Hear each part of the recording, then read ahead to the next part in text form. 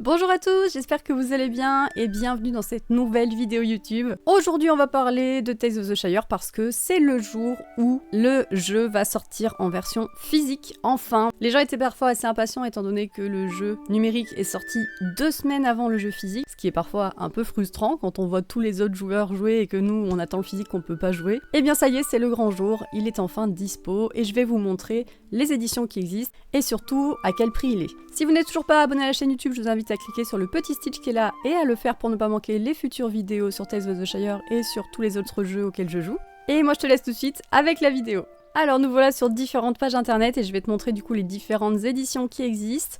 Donc tu pourras trouver le jeu Tales of the Shire sur Switch à 39,99 €, à savoir que ce n'est pas une version Switch 2, c'est vraiment un jeu qui a été développé pour la Switch 1, donc tu n'auras pas des graphismes de Switch 2, sache-le si tu as la Switch 2, peut-être que tu trouveras le jeu un petit peu pixelisé, on verra s'il y aura une nouvelle édition, une mise à jour ou quoi que ce soit qui permet d'avoir des graphismes à la hauteur de la Switch 2.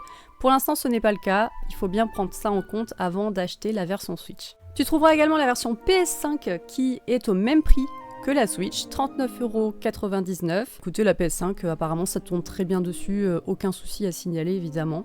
C'est un peu à la même sauce que le PC, ça tourne très bien, il n'y a pas de lag, etc. Contrairement à la Switch, où il peut y en avoir quelques-uns. Et si tu te sens un peu plus l'âme d'un collectionneur, tu peux te rendre sur le site officiel de Tales of the Shire et tu auras une édition un petit peu différente. Donc tu vas pouvoir trouver sur ce site une édition collector qui ressemble à ceci.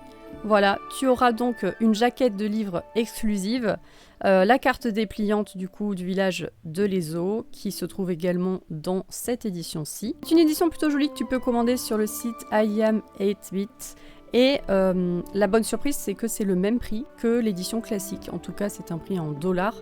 Mais ça ressemble, c'est à peu près le même prix je pense en euros. Donc ça c'est plutôt une bonne surprise. Et pour le coup j'avoue que cette édition est quand même plutôt jolie, je ne sais pas exactement mais on dirait vraiment que c'est un peu style faux cuir avec des reliefs, de la dorure, etc.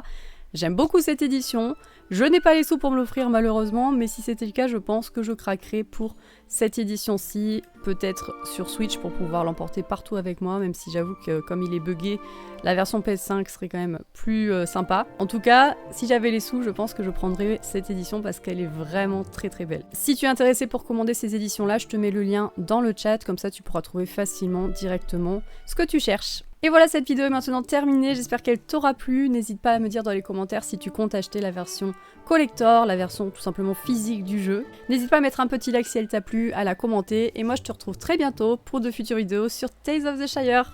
À bientôt!